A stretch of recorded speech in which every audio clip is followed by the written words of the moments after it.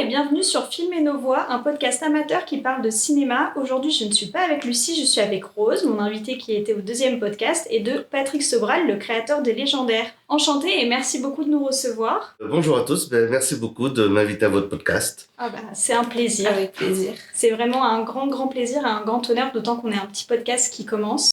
C'est aussi un plaisir du coup de pouvoir parler tous les trois du film que vous avez pu voir se réaliser. Mais avant ça, on va faire un tout petit retour en arrière, il y a plus de 20 ans, quand vous étiez décorateur sur Porcelaine, et qu'en 2000, vous avez participé au concours des éditions Tonkam Tsuki, si je me trompe pas. C'est ça. Sélection Les Anges. Alors comment ces expériences vous ont aidé dans la création de bandes dessinées ? Il faut savoir que de la bande dessinée, j'en fais depuis que j'ai 5 ans. Oui. Donc ça a toujours été ma passion, j'ai toujours fait ça. Mais c'était vraiment juste une passion. C'est-à-dire que je me destinais pas à être un jour auteur de bande dessinée. Je me disais pas, quand je serai grand, je ferai de la BD. Non, c'était vraiment un hobby. Et j'avais jamais montré mon travail à des professionnels. C'était toujours dans mon entourage que je montrais ce que je faisais. Et lorsque j'ai participé à ce concours de bande dessinée, donc organisé par les éditions Tonkam, c'était pour le coup la première fois que je soumettais mon travail à des professionnels de l'édition. Et lorsque j'ai su que je faisais partie des 11 gagnants destinés à être publiés dans un recueil de nouvelles courtes sur plus de 700 et quelques participants, là j'ai compris que j'avais entre guillemets un petit quelque chose quand même, parce que ça voulait dire que des professionnels reconnaissaient mon travail et estimaient qu'il était assez bon pour être publié. Ça a été ma première expérience, je dirais, professionnelle de publication. Mais je me disais pas à ce moment-là déjà que je ferais de la bande dessinée mon métier. Les choses se sont un peu accélérées 1 an plus tard, lorsque la même maison d'édition m'a contacté parce que eux-mêmes avaient été approchés par une agence de pub qui recherchait des illustrateurs style manga, typé manga, pour un produit bancaire. Là aussi, j'ai soumis ma candidature. Ça m'intéressait de réaliser ce personnage un peu mascotte pour un produit bancaire. Et là aussi, j'ai été pris. Et c'est moi qui ai réalisé un genre de Son Goku, on va dire, un petit personnage manga en kimono, destiné à attirer les jeunes vers une carte bancaire qui leur était destinée. Et là, je me suis dit, maintenant, on fait appel à moi. C'est qu'il se passe quelque chose, quoi. Voilà. C'est que je dois avoir un certain talent. Et à partir de là, j'ai commencé à créer des dossiers, à réaliser des projets de BD, cette fois-ci dans le but de les présenter à des éditeurs et d'être publiés. Sauf que à ce moment-là, mon truc, c'était plutôt les BD d'horreur. Oui. Du coup, c'est vrai que les premiers contacts que j'ai eus avec les éditeurs avec ces projets-là ont été plutôt négatifs, parce que publier de la BD d'horreur, déjà en soi, c'est pas gage de gros succès en général, hein. C'est une niche, hein. Il y a assez peu d'auteurs qui exercent là-dedans. Et en plus, à ce moment-là, moi, j'étais un total inconnu. C'était un trop grand risque pour les éditeurs de me publier, moi, avec ce genre de projet. Et c'était un trop grand risque. Et c'est sans doute ça, et c'est ça d'ailleurs, qui a fait qu'en fin de compte, du coup, je me suis orienté vers la BD jeunesse, puisque personne ne voulait de mes BD adultes. Je me suis dit, je vais faire la BD pour les gamins. Et m'est venue cette idée de monde de fantasy où un groupe de justiciers, les légendaires pour les citer, allaient être victimes d'un sortilège, d'une malédiction qui allait les rajeunir. Et à partir de là, l'aventure des légendaires pouvait commencer. Justement, du coup, vous avez parlé de ces bandes dessinées un peu de tendance horreur avec lesquelles vous avez un peu commencé à vous lancer dans l'aventure. Et au final, dans les légendaires, alors pas au tout début, mais dans la suite de la bande dessinée, on retrouve certains éléments que j'imagine vous avez pu remettre dans les mes légendaires démons m'ont ensuite. rattrapé, hein. C'est à un moment donné, c'est vrai que même si je faisais de la BD jeunesse, du coup, avec surtout de l'humour, de l'action, mais pas de choses trop dures, on va dire, c'est vrai que je me réfrénais d'aller vers quelque chose de plus sombre, de plus dark. Ça, j'ai mis un certain nombre de tomes à hésiter de le faire, hein. C'est-à-dire que pendant 8 tomes, les légendaires, il y avait de l'action, il y avait du drame, mais c'était encore assez mesuré. Mais c'est vrai que d'apporter un peu de cette noirceur que j'avais en moi, hein, que je voulais exprimer à travers mes récits, je me l'interdisais jusqu'alors, parce que je me suis dit, c'est la belle jeunesse, je peux pas aller trop loin, je peux pas faire des histoires trop compliquées, je peux pas montrer du sang, des choses comme ça. Donc en fin de compte, je m'étais quand même imposé pas mal de barrières à ce que je ne pouvais pas faire, plutôt à ce que je pouvais faire. Et ce qui est arrivé et qui m'a libéré, en fait, c'est qu'à ce moment-là, j'ai fait une pause dans les légendaires et j'ai fait une autre BD qui s'appelle La Belle et la Bête, Donc c'est un one-shot, une relecture du conte, mais bien plus trash, bien plus sombre. Ok. Et là, par contre, comme c'était pas destiné à un public jeunesse, je me suis lâché. C'est-à-dire que tout ce que je me retenais de faire depuis plusieurs années avec les légendaires, je me suis lâché avec La Belle et la Bête. Et ça a été vraiment très libérateur pour moi, mais même d'un point de vue technique, je repoussais un petit peu mes limites en termes de colorisation, de dessin, tout ça. Et lorsque je suis revenu en légendaire, en fait, je m'étais tellement éclaté à faire La Belle et la Bête que je me voyais pas revenir en arrière et remettre toutes ces barrières que je m'étais imposées. Et là, je me suis dit, allez, je vais mettre un gros coup de pied dans la fourmilière et je vais mettre dans les légendaires cette noirceur que je m'étais interdit de mettre jusqu'à présent. Et c'est ce qui a donné le cycle d'Anatos, qui pour beaucoup de lecteurs est le cycle qui a tout changé dans l'univers des légendaires. Et c'est vraiment à partir de là, d'ailleurs, que la série est devenue un best-seller. Ça a explosé les ventes de livres, numéro 1 des ventes de livres à l'époque, tout ça.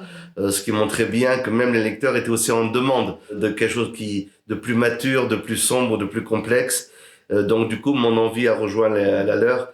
Et c'est à partir de là que Les Légendaires est devenue la série qu'elle est aujourd'hui. Oui, au final, ça a été une bonne décision. Oui, alors sur le coup, j'étais pas convaincu de la pertinence de cette idée parce que les premiers retours que j'ai eu du tome 10, celui où vraiment on rentre dans le dur, ont été plutôt négatifs. C'est-à-dire que je me recevais plein d'insultes, plein de messages des fans qui ont mal pris cette tournure drastique que prenait la série. J'avais des messages... Alors, la plupart, j'ai essayé de les prendre à la rigolade, mais pas du moins de ne pas les prendre trop sérieusement. J'avais des messages du genre, celui qui m'a fait le plus rire, entre guillemets, c'était une fan qui me disait, j'ai montré votre BD à ma mère qui est psy, et elle dit que vous avez un gros problème. Donc, ça, c'était assez amusant. Bon, j'avais d'autres messages un peu plus tristes, genre, mon petit frère est en train de pleurer dans sa chambre, il veut plus en sortir, il est traumatisé, tout ça. Mais ça a été les premiers retours.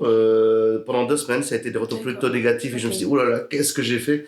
Est-ce que j'ai pas tué ma propre série? Et après sont arrivés les bons retours. Mais il fallait le temps de digérer, on va dire. Et à partir de là, et à partir des chiffres de vente, c'est là que j'ai compris que j'avais quand même pris la bonne décision. Même si je reconnais que tous les fans ne m'ont pas suivi sur ce changement. Moi, j'ai bien aimé le changement. Oui, majoritairement, les gens aimaient, mais c'est vrai qu'à partir de là, il y a eu un peu une scission parmi les fans de ceux qui auraient voulu que la série reste comme elle était et de ceux qui appréciaient le changement.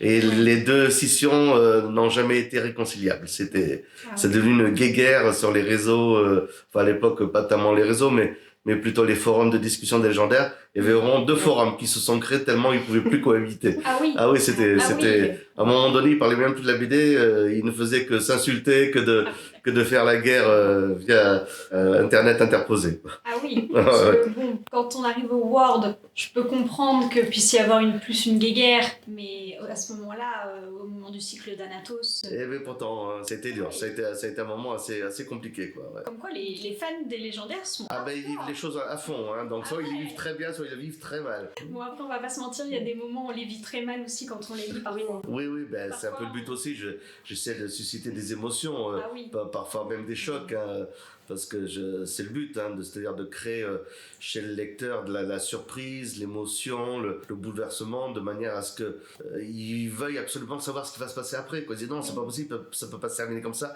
il faut que je sache, quoi. C'est un peu cette attente-là que je suis assez passé maître de créer, quoi. Ah oui, ça c'est sûr. Pour cet univers des légendaires, vous avez fait appel à d'autres dessinatrices afin de vous aider. Alors, est-ce que vous pouvez nous parler un petit peu de comment se répartit le travail ? Alors, la création des différents spin-offs dessinés par différentes personnes avec qui je collabore depuis plus ou moins longtemps suivant la série. Il faut savoir que chaque série spin-off, que ce soit les origines, Parodia ou les chroniques de Darkel, ont toutes eu comme point de départ une raison différente. Par exemple, à la série des légendaires origines, le point de départ de cette série, c'était les fans qui n'arrêtaient pas de me demander mais quand est-ce qu'on va voir les légendaires adultes, quand est-ce qu'on va les voir adultes. Et moi je me disais non, si on les voit adultes c'est la fin, parce que c'est le leitmotiv de la série principale, c'est les légendaires qui essaient de redevenir adultes. Donc moi je me suis dit c'est pas avant la fin qu'on risque de les voir adultes. Et c'est là que j'ai eu l'idée, mais pourquoi pas créer une BD, un préquel du coup, qui raconterait comment le groupe s'est formé et qui montrerait du coup les légendaires adultes dans leurs premières aventures. Mais comme je pouvais pas à l'époque dessiner et la série principale et ce spin-off, Du coup, je me suis mis en recherche de quelqu'un pour dessiner et j'ai plutôt été chercher du côté amateur.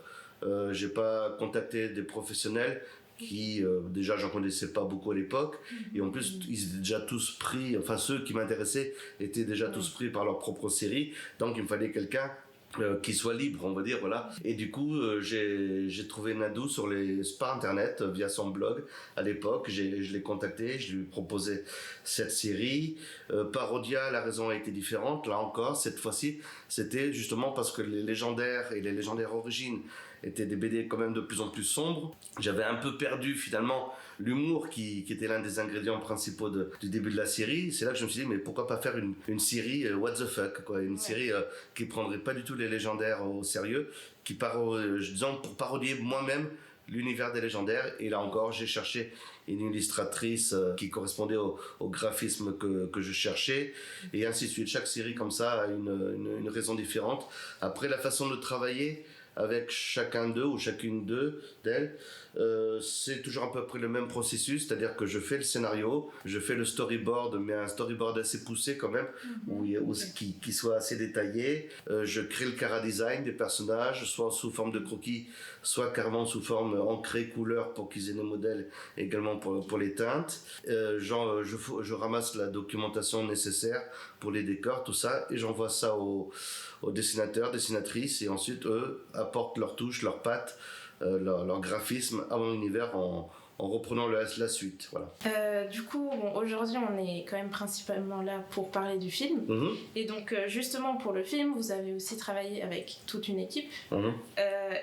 Donc, nous, on se demandait quel a été votre rôle dans la création de l'univers qui est propre au film, et aussi dans la production, la réalisation du film. Alors, j'ai été impliqué au tout début du processus de création du film, puisque j'étais dans les locaux des éditions Delcourt le jour où la future productrice, Nathalie Gastaldo, est venue frapper à la porte des éditions pour savoir si la licence était disponible. Donc, coup de chance, j'étais dans ces locaux à ce moment-là. Guy Delcourt, le patron des éditions Delcourt, me dit « Patrick, viens, j'ai quelqu'un à te présenter ». Et là, on m'a mis, et là, j'ai fait la connaissance de Nathalie Gastaldo, qui souhaitait faire un film des légendaires. À ce moment-là, elle voulait plutôt faire un film live, par contre. Ça aurait été un truc contre Narnia et les Seigneurs des Anneaux, quoi, quelque chose comme ça. Mais c'était clairement une gageure d'imaginer ça en live, parce qu'il aurait fallu un budget mais qu'on n'a pas nous en France, pour faire un live avec les effets visuels qu'il faudrait, avec les costumes qui soient assez réalistes et en même temps pas trop différents de la BD, que ça fasse pas cosplay aussi. C'était un peu compliqué parce que mon univers est très riche, très coloré. C'est un peu le problème qui s'est posé pour les adaptations genre Dragon Ball ou les Chevaliers du Zodiac au cinéma. On voit que ça a été impossible finalement de le mettre en live pour différentes raisons. Et l'autre raison pour les légendaires, c'est que si on prenait tout un casting de gamins, du coup, parce que c'est ce qu'il aurait fallu, il aurait été impossible de reprendre les mêmes gamins, pour une éventuelle suite, parce qu'ils auraient grandi entre-temps, entre deux tournages, alors que les légendaires ne grandissent pas dans la BD. Donc très vite, on s'est orienté vers une idée de film d'animation, et la 3D s'est imposée d'elle-même.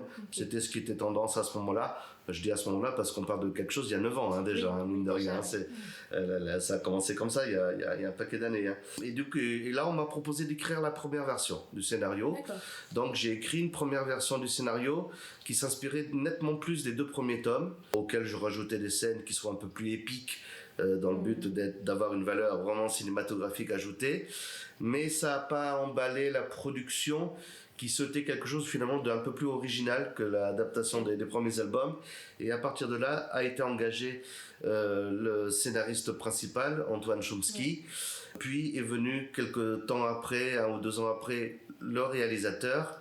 Et à partir de là, il y avait également la chara-designeuse, Valérie Adida, qui a commencé à retravailler les personnages. À partir de là, j'ai plus trop été impliqué, parce que j'étais pas co-scénariste du coup, donc j'étais pas impliqué sur la création de la couverture. Et pendant un certain temps comme ça, j'ai pas vraiment été sollicité. De temps en temps, je demandais où ça en était, je demandais à voir des choses, mais c'était assez ponctuel, les petites choses que je pouvais voir, jusqu'au moment où il y a eu un couac dans le scénario, parce qu'il faut savoir que Canal+, c'est le principal financeur du film.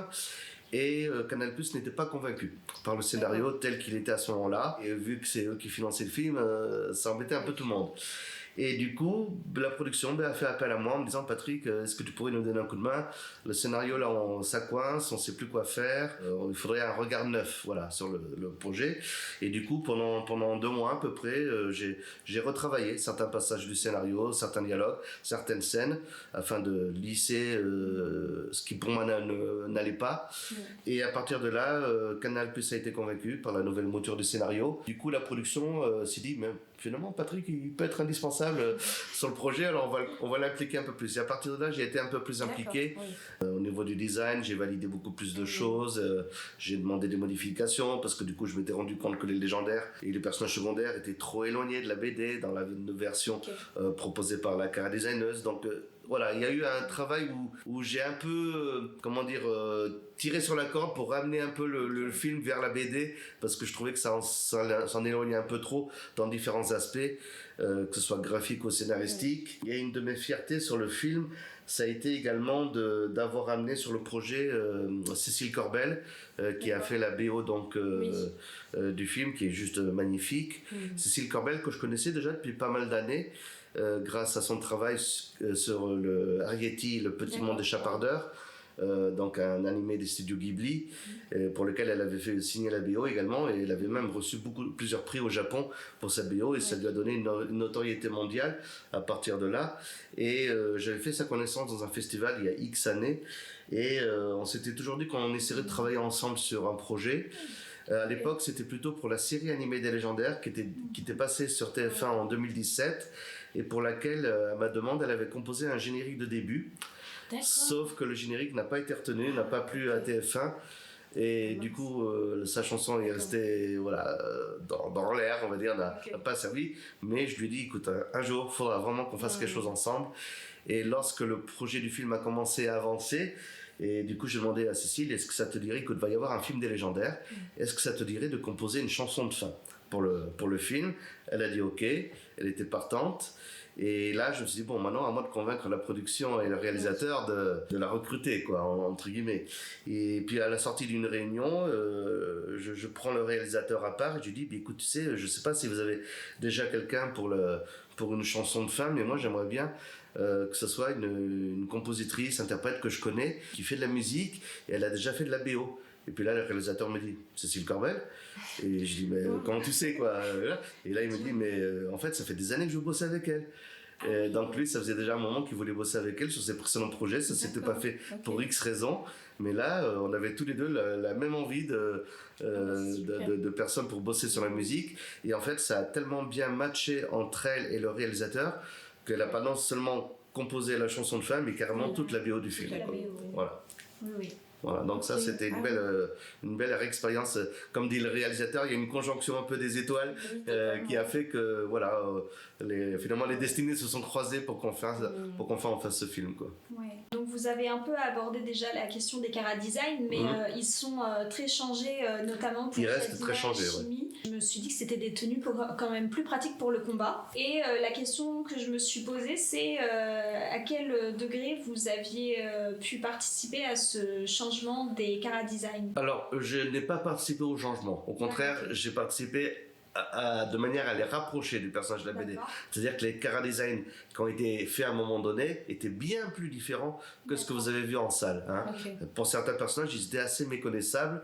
Et pour le coup, j'ai vraiment, par exemple, Jadina, elle était toute en tenue violette. À un moment donné, même son bâton il était violet. Et là, j'ai dit non, là, c'est pas possible. Violet, magie noire, là, c'est pas Jadina, Jadina, donc du vert, quoi. Donc, il fallait changer des choses. Après, le changement dans les tenues, le fait qu'ils aient pas de cape, par exemple, ça, c'était plus des soucis de coût. Parce qu'en fait, animer une cape, c'est très très cher dans le monde de l'animation, et on n'avait pas un budget illimité. Enfin, grosso modo, il faut savoir, un personnage qui a une cape, c'est 100 000 euros de plus. Ah oui. Tout de suite. Dans le budget. Donc, c'était clairement pas dans les capes qu'on allait mettre le budget. On a préféré le mettre dans d'autres aspects. Et pour ce qui est de la perte du côté manga, parce qu'on sait qu'ils n'ont plus le style manga dans le film, là par contre c'était un souhait de ma part, Parce que autant Les Légendaires, c'est un gros succès en France et sans doute à cause de son graphisme manga, autant il faut savoir qu'en France, on est le deuxième pays après le Japon à lire et à consommer autant de mangas. Mais dans le reste du monde, c'est pas vraiment le cas. Et le film, on le voulait à une sortie internationale. Donc j'ai pensé qu'il faudrait sortir du côté manga pour aller vers un graphisme plus occidental, un peu plus passe-partout, plus proche de ce que pourrait faire DreamWorks dans Dragon par exemple. En fait c'est ce film-là, Dragon, enfin cette saga qu'on a vu un petit peu comme modèle à atteindre. On s'est dit voilà, si on peut atteindre ce niveau graphique, ce niveau de réalisation, de narration, c'était un peu le maître étalon qu'on avait à ce moment-là. C'était la saga Dragon et donc du coup voilà, donc des changements de design ont été voulus, d'autres moins voulu, c'était une question un peu d'équilibre, parce que chacun veut y mettre sa patte forcément, donc je n'ai pas pu avoir toutes les modifications que je demandais, mais ça m'allait, voilà, c'était du donnant-donnant quoi. Donc, genre on touche pas à ça, mais alors ça par contre faut le changer parce que ça correspond pas au personnage, enfin c'était beaucoup des discussions comme ça. En parlant justement des personnages, on a une nouvelle méchante, une nouvelle antagoniste, oui, Ibiselia. Et on se demandait comment est venue l'idée de ce nouveau Alors, Ibiselia, c'est moi qui l'ai créé pour le coup, même si le design qu'on voit à l'écran n'est pas du tout le mien. La version d'Ibiselia que j'avais créée à l'époque, dans l'une des premières versions du scénario, parce qu'il faut savoir qu'il y en a eu peut-être 7 des scénarios avant d'avoir celui que vous avez vu au cinéma. J'avais créé Ibiselia comme étant une sbire de Darkel, mais elle avait déjà un côté beaucoup plus floral. C'est-à-dire qu'elle avait une cape de rose, pétales de rose, ses épaulettes c'était des fleurs, enfin, elle avait un côté beaucoup plus à la fois floral mais également alien. Elle avait un visage qui était plus proche de celui d'Asiatis par exemple, pour ceux qui connaissent la BD, dans des grands yeux noirs globuleux, des choses comme ça. Et mais à ce moment-là, c'était prévu pour être une vraie méchante. Et elle aurait fait partie d'un trio de méchants qui étaient un peu les sous-commandants de Darkel. Alors il y aurait eu elle, il y aurait une sorte de créature loup et une créature un peu chauve-souris. Donc à chaque fois des designs très différents avec des pouvoirs très différents. Et donc c'était à ce moment-là des sbires qui allaient affronter les légendaires dans différents coins du monde. C'était surtout prétexte à des combats et tout ça quoi. Puis le scénario a beaucoup changé et n'est resté finalement de ces premières versions que le personnage d'Ibiselia que tout le monde trouvait chouette.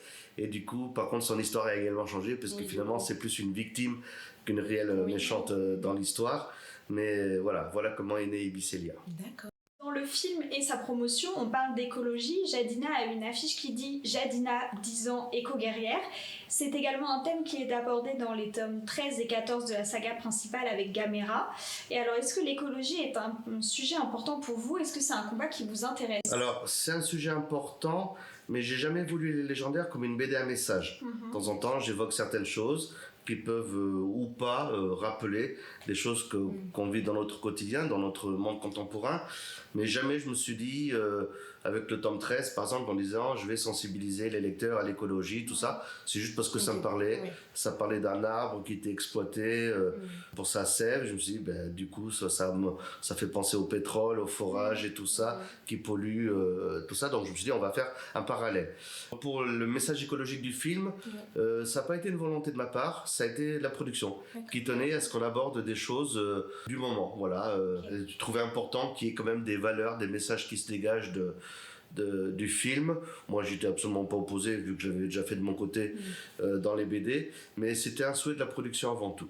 Alors pour continuer un petit peu sur le même thème, le méchant du film a un objectif qui est assez vieux comme le monde. Il s'agit de dominer les peuples. Alors comme dans la BD, le personnage de Darkel, le personnage d'Anatos ou encore celui de Kirikiri. Alors pourquoi une telle préoccupation dans un univers qu'on dit pour enfants ? Alors déjà, quand on a un groupe de héros, c'est bien de mettre en face un méchant qui, si possible, a les valeurs complètement opposées à celles des héros. En ça, il s'oppose. Alors après, je ne mettrai pas Darkel dans le même sac qu'Anatos, par exemple. Anatos, il ne rêve que de destruction. Lui, il veut se venger des dieux et il veut du coup se venger sur les créations des dieux en détruisant les mondes qu'ils ont créés. Darkel, c'est un peu différent, même si c'est pas amené tout de suite dans la BD. C'est plus à travers les chroniques de Darkel, un des spin-offs que je l'aborde. Mais Darkel veut conquérir le monde, mais pour l'unifier.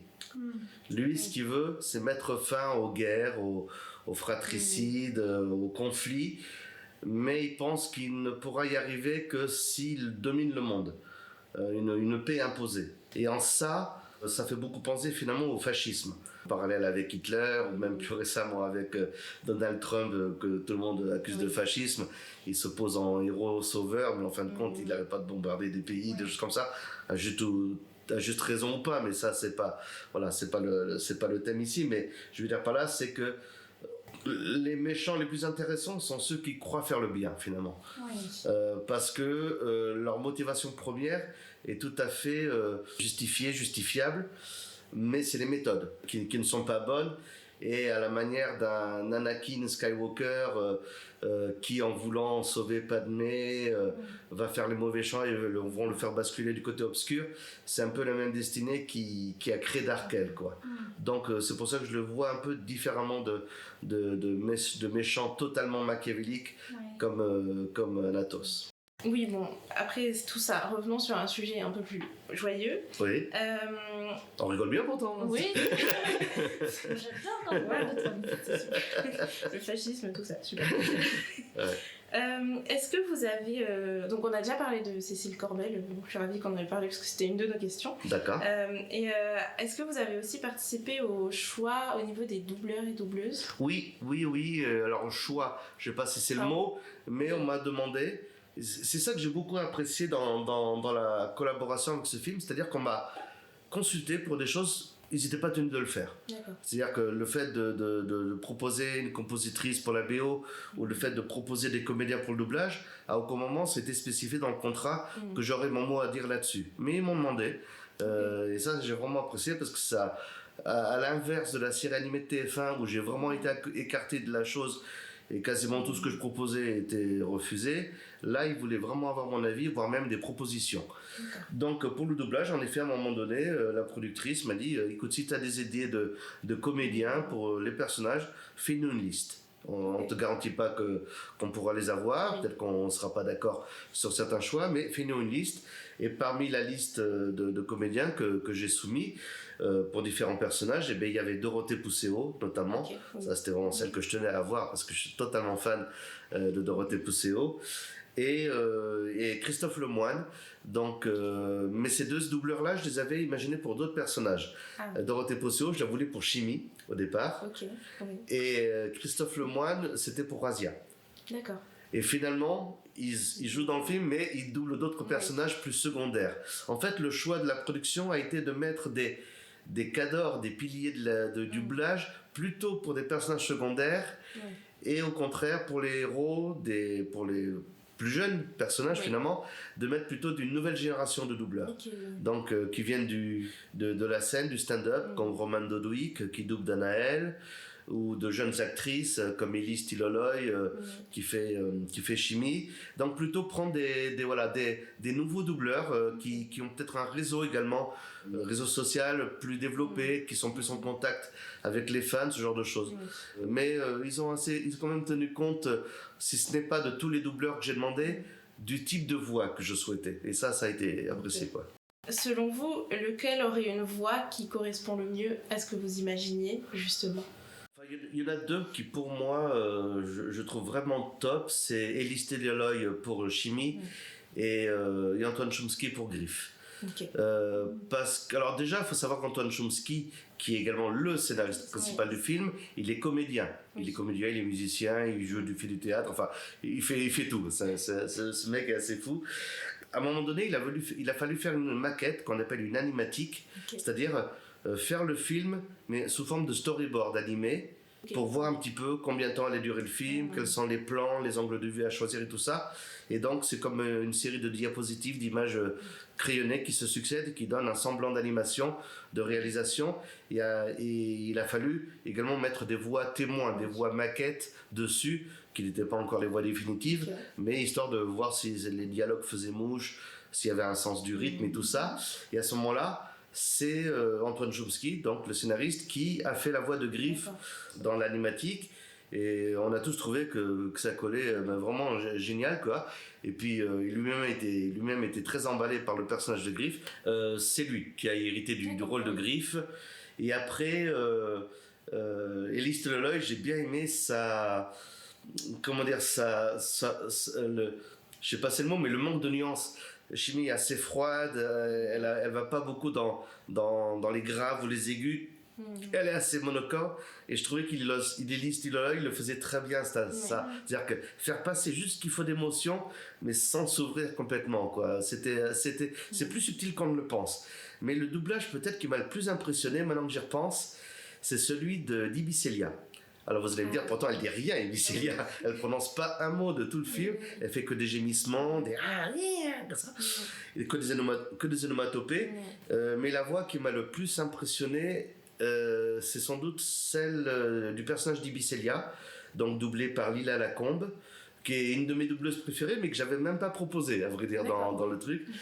C'était une grosse coïncidence. Quand je suis allé à Paris assister à certaines séances de doublage, je vois Lila Lacombe qui arrive là, puis je dis, mais je la connais.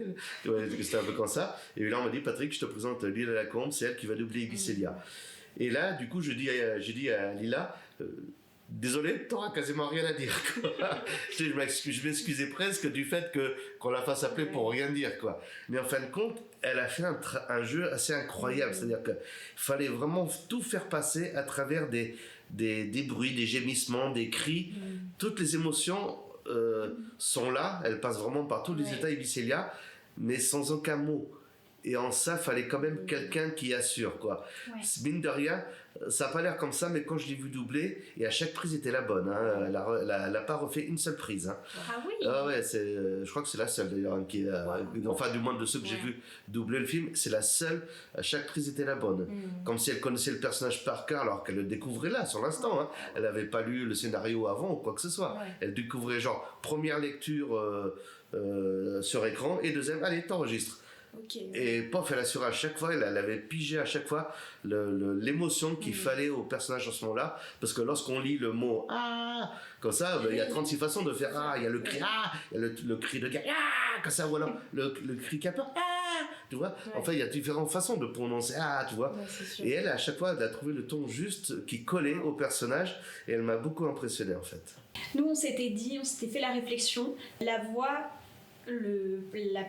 qui ressemblait le plus dans nos têtes au personnage, c'était Razia. Oui. On trouvait que Razia, et puis sa phrase « Je suis un lac » est devenue un peu une de mes phrases fétiches. D'accord, c'est vrai. D'accord. Alors je vous avoue que le côté peace and love de Razia dans le film, « Je suis un lac, plus de violence », c'était pas du tout un style de ma part, même je trouvais ça pas bon. Je trouvais, enfin, j'aimais pas ça du tout, parce que je me dis non, Razia, c'est pas un coach de vie, c'est pas un prédicateur de la paix dans le monde et tout ça. Et au départ, j'étais vraiment coincé, ça me coinçait vraiment de lire ça, et j'ai accepté bon gré mal gré finalement qu'il ait ce rôle-là. Et je me suis dit, mais ça, les gens vont pas accrocher. Et en fin de compte, je voyais les gens, ils se bidonnaient en salle, ils rigolaient. Je dis, ah ben non, finalement, c'est ce qu'il fallait. C'est ça aussi, parce que moi, j'ai pas le recul qu'il faut, peut-être pour accepter des nouvelles idées autour de mes personnages. Je suis très protecteur. J'ai envie qu'il y ait assez peu de changements dans leur caractère. Et des fois, il y a des dialogues, mais non, mais moi, je les aurais pas fait dire ça, j'aurais pas fait ce gag-là. Mais en fin de compte, et du coup, j'ai l'impression que ça va pas marcher parce que moi, je l'aurais pas fait. Mais en fin de compte, ça marche. Mais moi, je suis trop dans mes œillères d'auteur pour des fois accepter les changements. Donc c'est bien que j'ai pas eu toujours mon mot à dire non plus dans tous les cas, quoi. Oui, et puis là, c'est vrai que pour Razia, ça change parce que quand on le voit dans le film et quand on lit la BD, c'est un changement quand même assez radical, parce que je suis un lac. Au moins, il a un bouquin et je trouve que c'est un peu mignon, c'est un hommage parce que. Oui, par rapport au livre de Corbeau, l'explorateur, qu'il lisait. Je trouve que c'est un bel hommage. D'ailleurs, il le cite à un moment donné, écrit par un. Enfin, à un moment donné, il cite Corbeau comme étant quelqu'un qui l'a inspiré, tout ça. Je me souviens plus à quel moment du film il le cite, quoi. Donc il y a toujours des petits clins d'œil, des petites références ici et là, faut les débusquer. Moi-même, il y a des choses que j'ai vues qu'à la 3e ou 4e visionnage des fois du film, genre mais j'avais pas vu ça, puis voilà. Donc il y a plein de petites choses ici et là à débusquer, mais en effet c'était une bonne idée, quoi. Et puis vraiment, genre sa phrase de « je suis un lac ». Et je me suis dit, oui, mais un lac, ça peut très bien être hyper dévasté, un lac. Oui, puis hyper profond, on peut s'y noyer quand même. Voilà. C'est pas le truc. Donc, tu es un lac. Sois un lac pour le moment, mais plus tard, on verra. Non, une réplique que j'ai bien aimé à un moment donné, c'est quand Griff essaye de calmer Razia, il dit « tu es une mare ». Un lac, pardon. Comme ça, et ça, c'est vraiment, ça, c'est des trucs, tu vois, qui ont été plutôt improvisés. Ouais. Parce que justement, le comédien Antoine Chomsky, qui est vraiment très à l'aise avec ce genre de répliques très speed, très rapide, et comme ça, en fait, il testait des choses pendant l'enregistrement. Et ça, c'est vraiment l'exemple même du talent inné, quoi, où pof, il va sortir. Moi, c'est toujours très penser mes dialogues dans les BD, j'improvise pas réellement, quoi. Il y a toujours une relecture et tout ça, et lui il proposait des choses, des nuances qui ont vraiment apporté une richesse au personnage, quoi. Donc à la fin du 1, sans spoiler non plus ce qui se passe, on voit un personnage assez iconique de la BD qui arrive. Est-ce que il aura un rôle important s'il y a un 2 ? Alors, on le voit pas, attention, Non, on l'entend, on voit une silhouette, une ombre qui plane au-dessus des nuages. Et c'est vrai que du coup, ça tease un peu à la manière des films Marvel qui ont une scène post-générique, sauf que là, c'est pré-générique. Mais en effet, il y a une scène de fin qui a été rajoutée assez tardivement d'ailleurs dans la production du film, parce que justement, on s'est dit, allez, on y croit, on va teaser un 2. Et du coup, c'est vrai que on tease l'arrivée d'un méchant emblématique. Je peux le dévoiler le nom parce que beaucoup l'auront deviné. Il s'agit de Skroa. Donc le personnage de Skroa devrait être, je mets ça au conditionnel parce qu'on est encore en pleine écriture du scénario du deuxième film dont on n'est pas encore sûr qu'il aura lieu. Mais dans le cas où, on est déjà en train de bosser depuis plusieurs mois avec le scénariste principal. Et là, pour le coup, je suis co-scénariste du film. Et on est en train d'écrire donc une histoire où, en effet, Skroa devrait être l'antagoniste principal. Mais on devrait y voir également, évidemment, plein d'autres personnages de la BD qu'on n'a pas encore vu dans le premier film, mais qui apparaissent ici et là au cours de la BD, dont ma chouchou, qui est le personnage de Shandé. Donc j'ai très hâte, je croise les doigts pour que ça ait lieu, de voir le personnage de Shandé sur grand écran. Pour l'histoire elle-même, je dévoile pas. C'est pas une adaptation pure et dure des albums, là encore une fois, même si on s'en rapproche un peu plus que pour le premier film, il y aura des nouveautés, des choses assez intéressantes. Ben, ça donne envie, donc allez voir le film si ce n'est pas déjà fait, ou même si c'est déjà fait d'ailleurs. Oui, allez, retournez le voir. J'ai rencontré des fans qui l'ont déjà vu 6 ou 7 fois, donc complètement. Donc, j'en suis pas là. Petite joueuse en fait. Moi, je dois en être à une dizaine à peu près. Ah oui, avec avec les avant-premières et même les événements qui ont suivi, parce que beaucoup de festivals où je me rends ces dernières semaines, c'est souvent accompagné d'une projection du film pour présenter le film, des fois en compagnie du réalisateur d'ailleurs, qui se déplace pas mal pour expliquer de quelle manière il a fait le film. D'ailleurs, une chose intéressante qu'on peut aborder, si ça vous dit, c'est la façon dont a été réalisé techniquement le film, parce qu'en fait, comme je vous disais, on n'a pas le budget d'un film US. Un film d'animation US, comme un Pixar ou un DreamWorks, c'est 70, 80 millions, 100. Le plus cher de l'histoire de l'animation, si je dis pas de bêtises, c'est Réponse, qui a coûté 250 millions de dollars, c'est-à-dire autant que le premier Avatar. C'est quand même un truc assez fou. Et voilà, nous, on avait à peu près 15 millions. Donc, c'est pas du tout les mêmes sommes, mais on avait l'ambition de faire quelque chose quand même qui déchire visuellement. Et pour ça, il fallait trouver les combines, on va dire comment rendre à l'écran un film qui semble coûter 30-40 millions alors qu'on en a 2-3 fois moins, quoi. Et l'astuce, plus qu'une astuce, l'idée de génie qu'a eu le réalisateur pour le film, c'est de le faire non pas avec les moteurs 3D usuellement utilisés dans le domaine de l'animation, mais plutôt un moteur 3D de jeux vidéo. Et donc c'est Unreal Engine 5, donc le moteur 3D des consoles next-gen, comme la PlayStation 5, la Xbox 360.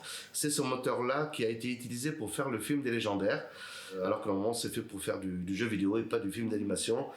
Et à ce moment-là, tous tous ses confrères lui disaient mais non c'est n'importe quoi, tu vas pas y arriver, voilà, ils disaient mais il est fou ce gars, et finalement c'est grâce à ça qu'il a pu faire de tels rendus visuels. Les décors sont quasi photoréalistes, hein. Pour certains c'est assez bluffant visuellement, les effets spéciaux, tout ça, et tout ça c'est grâce évidemment aux animateurs, mais grâce aux outils qu'ils ont utilisés dans ce moteur 3D en question. C'est vrai que c'est assez impressionnant. Ouais, franchement, en animation française, je trouve pas l'équivalent. Sincèrement, je vois pas c'est qui à part dans les séries animées, genre Narcan sur Netflix, mais au cinéma, en animation 3D, je vois pas vraiment un film d'animation qui a été aussi loin dans l'animation, dans le photoréalisme des décors et tout ça. Comme ça, il me vient pas en tête. Je dis pas qu'il y en a pas, mais je pense qu'on a mis la barre assez haut à ce niveau-là.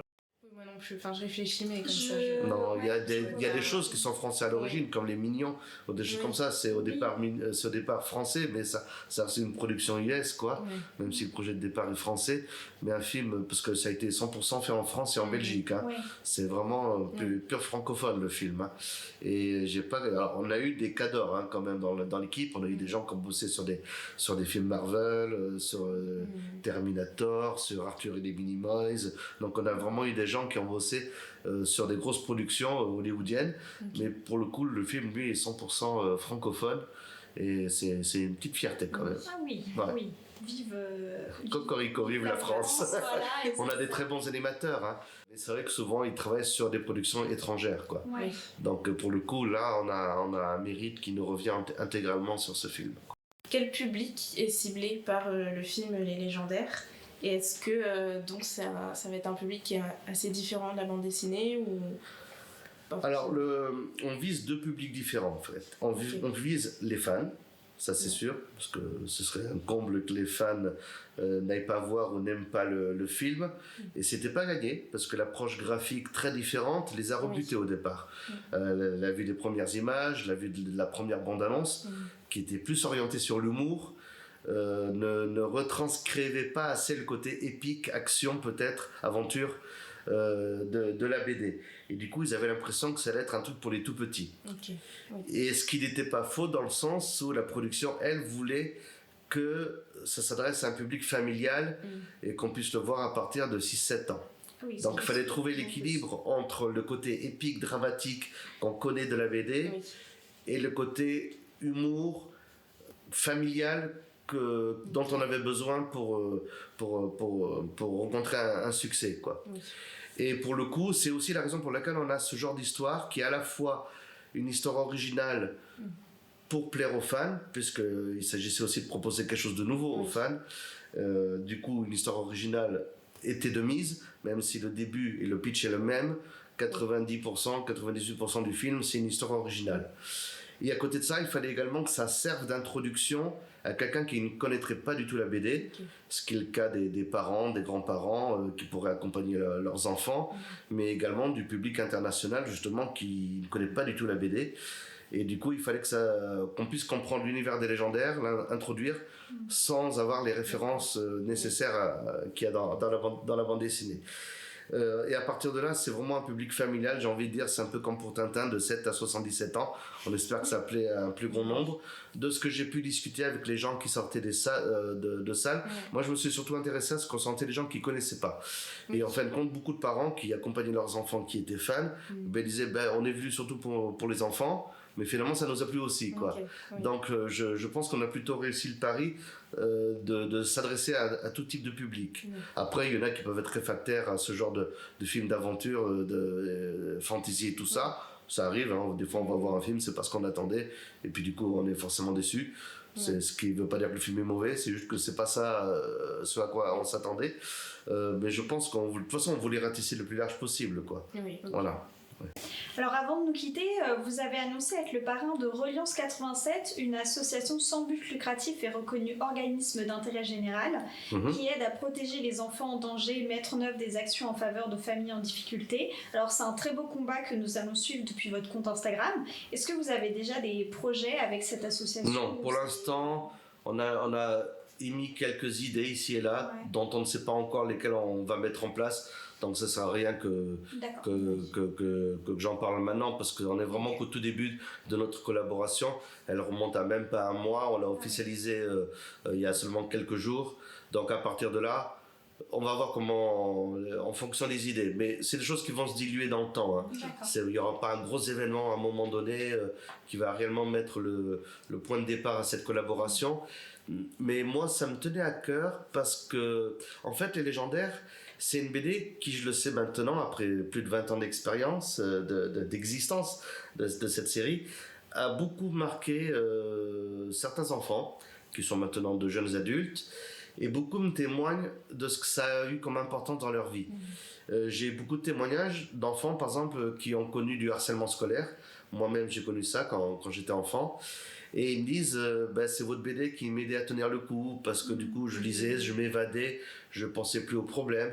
Ou alors, c'était des enfants qui disaient, en ce moment, mes parents divorcent, c'est pas drôle, heureusement, grâce aux Légendaires, je peux penser à autre chose et tout.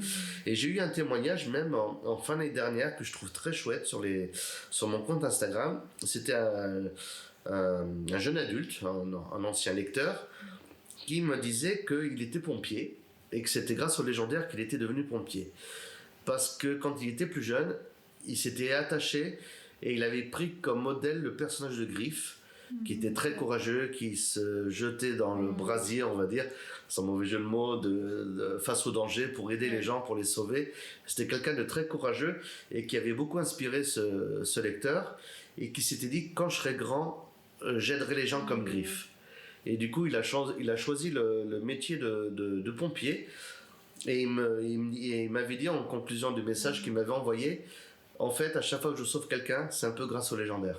C'est beau. Et ça m'a beaucoup touché. Ouais. Et ce témoignage, parmi des tas d'autres qu'on m'a fait part pendant de nombreuses années, me montre à quel point les Légendaires, en fait, a aidé certains jeunes à se construire au-delà du côté fun, plaisir de lire. Ils y ont trouvé autre chose, quelque chose. Encore une fois, j'aime pas dire que c'est une BD à message, mais ils y ont vu des valeurs morales qu'ils ont aimé du coup mettre dans leur vie.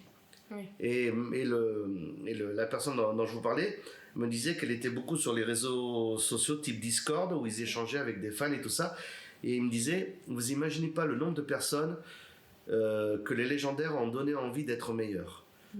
Et ça, du coup, je me dis, je suis content que c'est cet effet-là, parce que moi, j'avais pas vraiment un tel support quand j'étais plus jeune, où j'avais moi-même des soucis de harcèlement, des choses comme ça. Et c'est vrai que tout ça a fait qu'à un moment donné, je me suis dit, j'aimerais trouver un moyen d'être plus impliqué dans l'aspect positif de la vie des enfants. Mais je savais pas de quelle manière encore. Et c'est à ce moment-là que l'association Reliance 87 m'a appelé en me proposant d'être parrain de leur association, parce que c'est une association qui existe depuis déjà 70 ans et qui aide les enfants en difficulté. C'est vraiment le leitmotiv premier, même si ça s'adresse également aux parents, mais ils aident les enfants justement qui sont en décrochage, qui ont des problèmes de harcèlement, voire même d'abus sexuels, ça arrive, des choses comme ça. Donc tous les types de problèmes qui déstabilisent un gamin, qui fait que qu'il n'est pas bien, qu'il faut peut-être le changer de famille, ou au contraire trouver un conciliateur pour essayer de voir ce qui peut... c'est tout type, en fait. Reliance 87 fait un accompagnement psychologique, mais également juridique, social auprès des enfants, pour les aider à sortir des problèmes auxquels ils sont confrontés. Et ce qui leur manquait encore un peu, c'était une sorte de visibilité auprès du jeune public, et du coup c'est là que moi j'interviens, parce que du coup je vais pouvoir relayer des actions et peut-être même trouver des idées pour faire des levées de fonds, des choses comme ça pour financer cette association qui aide les enfants, mais qui est limitée en action par le budget principalement de ce qu'ils peuvent faire, parce que en termes de personnel, ils ont des gens vraiment très impliqués, très bien formés, mais ils sont limités dans ce qu'ils peuvent faire. Et moi, peut-être que j'arriverai à trouver des idées, ou tout du moins à les aider à communiquer auprès d'un certain public qu'ils ne touchent pas. D'accord, ok. Merci beaucoup. C'est un très beau projet en tout cas. Ouais, j'espère que qu'on va pouvoir trouver, parce que pour l'instant, on est ensemble. J'ai envie de les accompagner, mais c'est vrai que pour l'instant, on n'a pas encore toutes les idées. On va voir si on peut faire, je sais pas, peut-être des ventes aux enchères de planches originales dans les recettes iront à l'association et organiser des concours. En tout cas, faire parler déjà de l'association. Ça devrait pas être trop compliqué. Et après, trouver un moyen de les aider plus en profondeur. On espère qu'on trouvera des idées. Ouais. On espère aussi. Ça y est, on a fait le tour. Donc super. Merci beaucoup Patrick Sobral pour cette interview. C'était un plaisir et un honneur pour nous de la faire. Merci beaucoup. Surtout pour un podcast amateur comme Filmer nos voix, je le rappelle, c'est vraiment une occasion très spéciale. Alors merci aux auditoristes qui nous ont écoutés et on se dit à bientôt pour un nouvel épisode du podcast. Au revoir. Au revoir. Au revoir.